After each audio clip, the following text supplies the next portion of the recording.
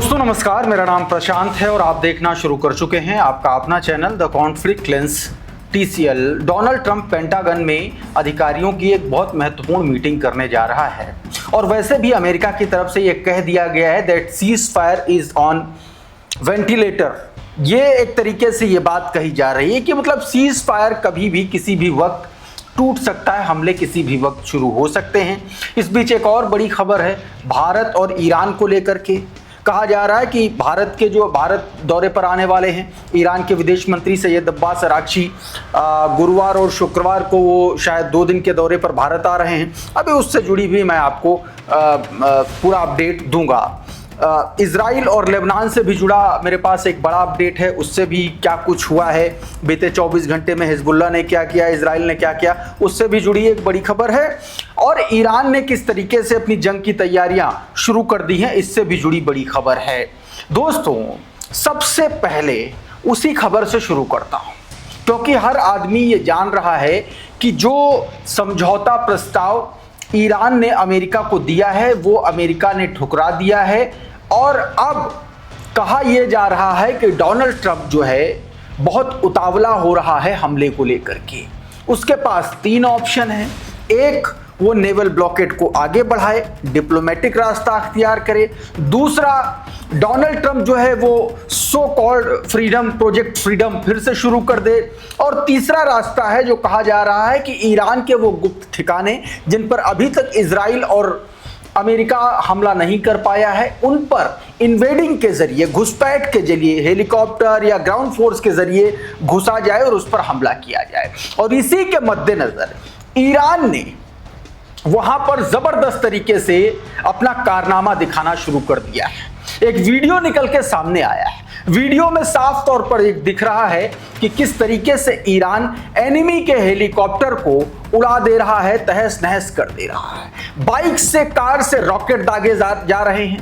दरअसल ये ईरान की जंग से पहले की तैयारी के तौर पर देखा जा रहा है। इस वीडियो को देखिए जरा और समझिए कि ईरान की तैयारी किस लेवल की है। ये देखिए,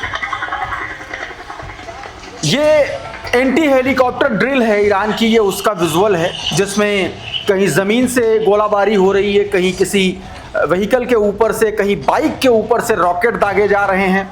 IRGC के जवान ये रॉकेट दाग रहे हैं, कहीं पिकअप के ऊपर से, तो कहीं रेगिस्तान के भीतर छिप करके हमला हो रहा है, तो कहीं सिम्बायोलिक एक तरीके से जो हेलीकॉप्टर है दुश्मन का, उसको किस तरीके से टारगेट बढ़ा करके उड़ा दिया गया ड्रोन के जरिए या रॉकेट के जरिए। ये आपने साफ तौर पर इस वीडियो में देखा है। ईरान ऑब्जर्वर और तमाम सारे मीडिया प्लेटफॉर्म ने ये वीडियो जारी किया है। ईरान ऑब्जर्वर का ये ट्वीट देखिए, इसमें बताया गया the IRGC says it has conducted anti helicopter drill. FPV drone have being used against the mock-ups of the US Special Forces black hawk helicopter. बताया गया कि अमेरिका के ब्लैक हॉक हेलीकॉप्टर का एक तरीके से वो बना करके उस पर एक तरीके से मॉक ड्रिल की और FPV ड्रोन के जरिए उस हेलीकॉप्टर को उड़ा दिया है। ये सांकेतिक तौर पर दिखाया गया। एक और तस्वीर देखिए जरा, इसी ड्रिल की ये तस्वीरें देखिए, ये वीडियो देखिए, मेहर न्यूज एजेंसी ने जारी किया। तैयारी दिखाई गई है बेसिकली इस वीडियो में कि किस तरीके से अमेरिका के खिलाफ, इजरायली संभावित अमेरिका और इजरायली हमलों के खिलाफ ईरान और IRGC तैयार है, ये बताने की कोशिश की गई है। इस वीडियो में भी देखिए IRGC के तमाम सारे कमांडर्स को दिखाया गया किस तरीके से वो निशाना लगा रहे हैं।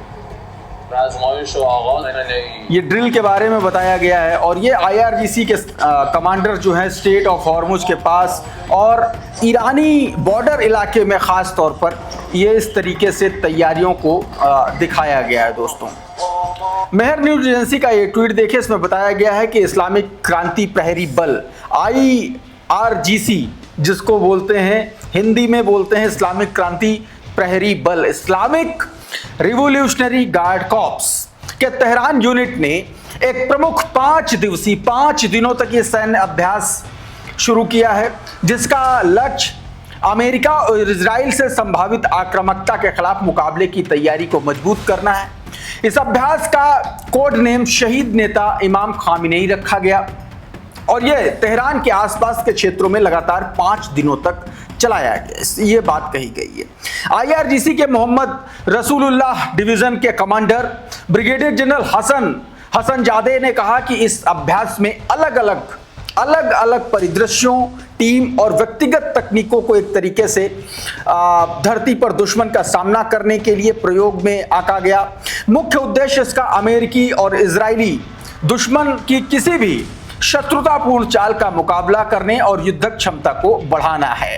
बेसिकली इस तरीके की ड्रिल दोस्तों उसी वक्त होती हैं और तभी होती हैं जब संभावित हमले की स्थितियां हो। आप याद कीजिए 28 फरवरी को जब हमला हुआ ईरान पर, ठीक उससे कुछ दिन पहले ईरान ने अपनी ड्रिल की थी और ये ड्रिल उसने अपने फाइटर जेट और आसमान में की थी, अपने ड्रोन और मिसाइलों के जरिए की थी।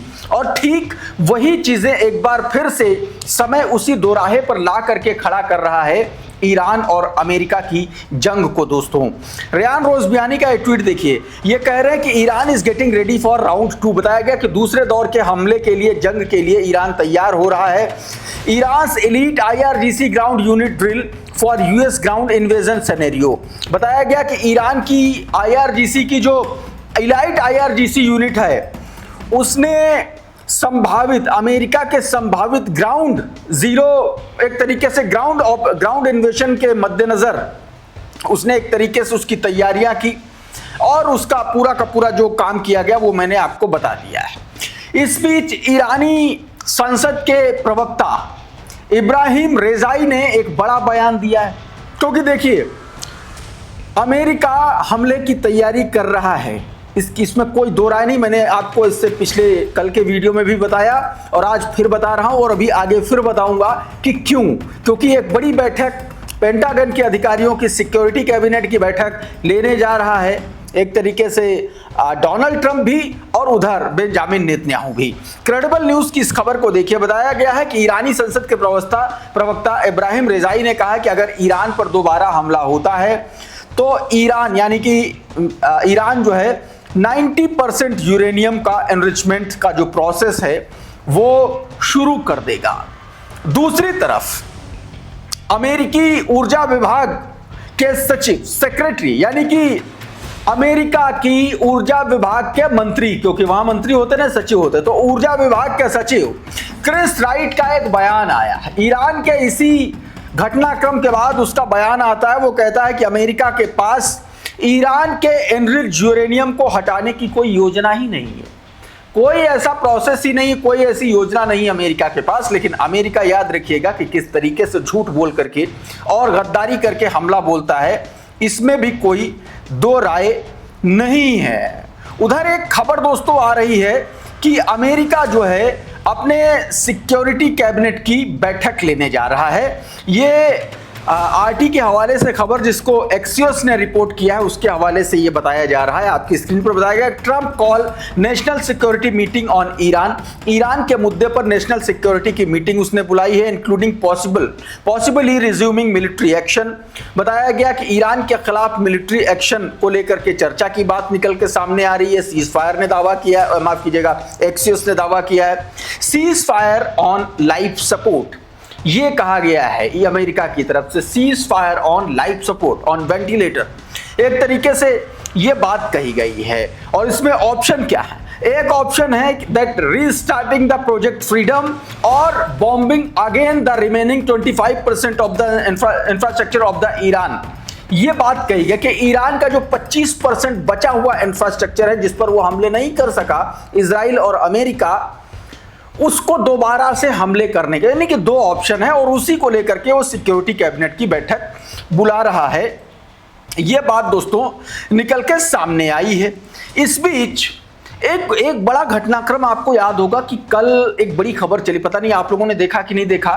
अचानक से डोनाल्ड ट्रंप के बेहद करीबी उसके सांसद ने एक रिपोर्ट के आधार पर, और उस रिपोर्ट में यह दावा किया गया कि ईरान के जो अपने प्लेन हैं, जो फाइटर जेट हैं, वो बचा करके उसने पाकिस्तान में लैंड करा दिया, पाकिस्तान में सुरक्षित पार्क कर दिया।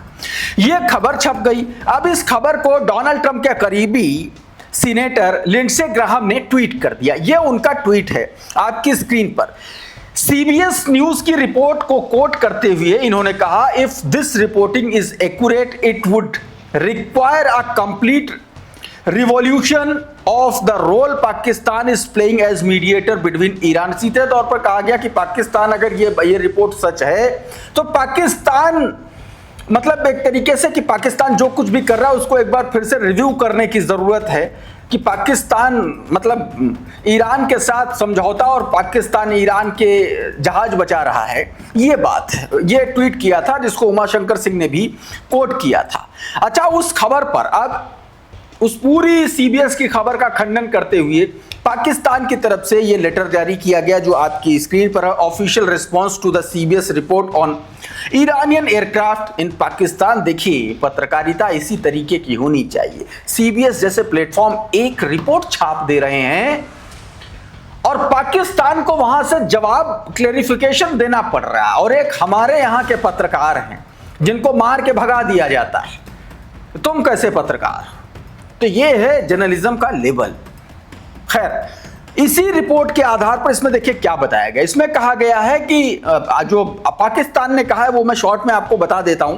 पाकिस्तान ने कहा है कि इस्लामाबाद मतलब उस खबर को उसने नकार दिया है और सीधे तौर पर कहा कि पाकिस्तान की तरफ से कहा गया कि ईरानी विमान सीजफायर बातचीत के अगले दौर की संभावना को देखते हुए अस्थायी तौर पर पाकिस्तान में मौजूद थे।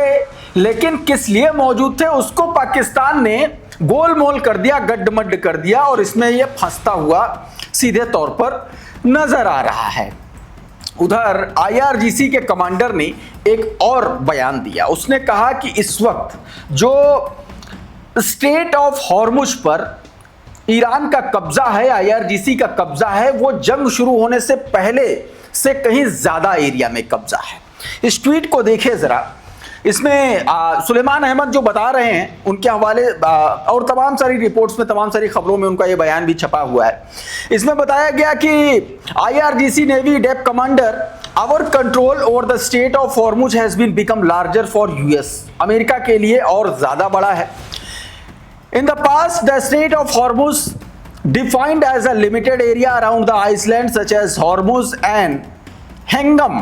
But now, under the new plan, the area has significantly expanded and defined as a strategic zone extending from the coast of Jask and Siri to beyond the major island. सीधे तौर पर बताया गया कि जस्ट और सीरी तक माफ कीजिएगा, वहां तक पूरा का पूरा ये अब ईरान के कंट्रोल में है स्टेट ऑफ हॉर्मुज, ये कहा जा रहा है दोस्तों।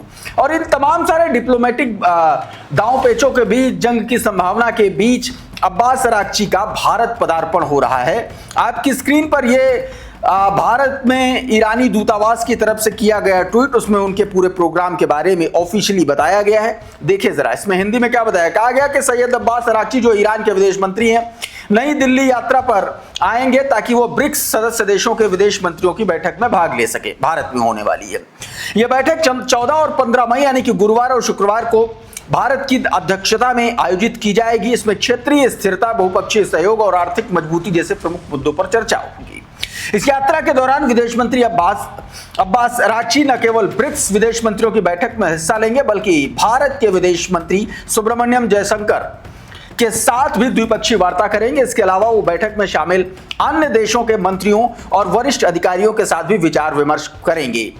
यह बैठक इस वर्ष सितंबर में नई दिल्ली में भारत की अध्यक्षता में आयोजित होने वाले 18वें ब्रिक्स शिखर सम्मेलन की तैयारी के रूप में देखी जा रही है, जो ब्रिक्स के ढांचे के तहत आयोजित किया जा रहा है। दोस्तों, आपको पता है कि सबसे ज्यादा जो हिलता है, बुरी तरीके से बौखलाता है डोनाल्ड ट्रंप, वो ब्रिक्स के नाम से बौखलाता है, क्योंकि ब्रिक्स पहला ऐसा संगठन है जिसने डॉलर को चुनौती दी थी सबसे पहले, जिसने डी डॉलराइजेशन का मुद्दा उठाया गया था, और डोनाल्ड ट्रंप उसी से बौखला जाता है।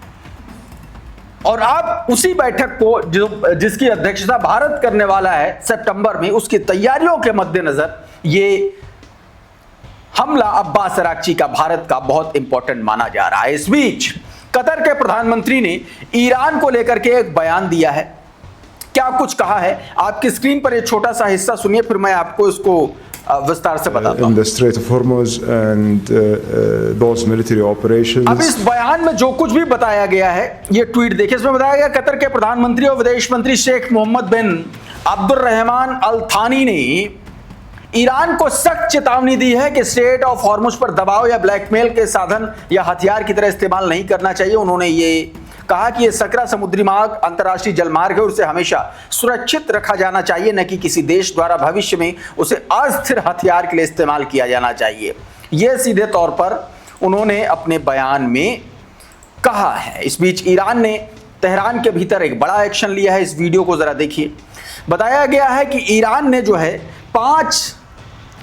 इजराइल के 5 इंफ्रास्ट्रक्चर को तेहरान के भीतर जो एक तरीके से जासूसी के लिए डेवलप किए गए थे उनको डिसमेंटल कर दिया है और बहुत सारा स्मगलिंग का सामान, हथियार, गोला बारूद बरामद किया है। इस ट्वीट को देखिए। बताया गया the IRGC intelligence unit killed 20 operatives across 5 separate networks and says were moving arms and ammunitions into Iran on behalf of Israeli intelligence. बताया गया कि 20 ऑपरेटिव्स को ईरान ने मौत के घाट उतार दिया है। 5 अलग अलग अड्डों से ये लोग काम कर रहे थे इजराइल के इशारे पर। इनके पास से 50 फायर आर्म्स, 70 किलोग्राम एक्सप्लोजिव और 2000 राउंड एमुनेशंस जो है वो बरामद हुआ और ये उससे जुड़े हुए वीडियो जो जारी किए गए हैं। दोस्तों, एक और खबर आई निकल के सामने। ये तस्वीर देखिए। अमेरिका इस बार ईरान पर हमले के लिए बेन गुरियन एयरपोर्ट को अपने अमेरिकी बेस की तरह इस्तेमाल कर सकता है। इस मिडिल ईस्ट मॉनिटर की खबर को देखिए। Israel civil aviation chief warned Monday that Ben Gurion Airport in Tel Aviv has effectively become as a US military base, disrupting civilian flight and threatening Israeli airline। सीधे तौर पर बताया गया कि वहां पर एक तरीके से इजराइल में अमेरिका ने कब्जा कर लिया उसके बेन गुरियन एयरपोर्ट पर और इजरायली सिविल एविएशन के चीफ ने बाकायदा इसको लेकर के चेतावनी दी है। That civil aviation authority chief Samuel Jacky told transportation minister Miri Regev and Ministry Director General Moshe Ben Jachin that military activity on Israel's main international airport is delaying the return of the foreign carriers or the increasing ticket price ahead of the summer tourism season। The Daily Yedioth Aeronet reporter Yedioth Aeronet ने ये बात report की है जिसमें America की मौजूदगी Ben Gurion airport को लेकर के इस पर कई गंभीर सवाल खड़े किए गए हैं। दोस्तों, इस बीच दोस्तों एक और बड़ी खबर निकल के सामने आई और ये बड़ी खबर जो है वो दोस्तों हिजबुल्लाह से जुड़ी हुई है।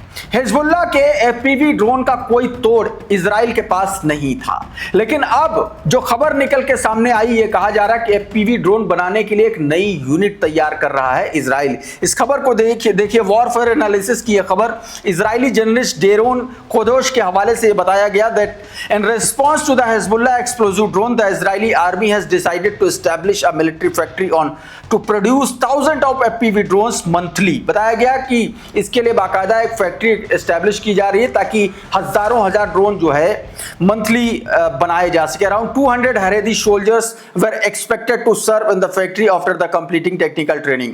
ये जानकारी दोस्तों निकल के सामने आई है। तो साथियों, अभी के इस वीडियो में बहरहाल इतना ही। बहुत बहुत शुक्रिया, बहुत बहुत धन्यवाद। आप जुड़े रहिए आपके अपने channel the conflict lens TCL के साथ। नमस्कार।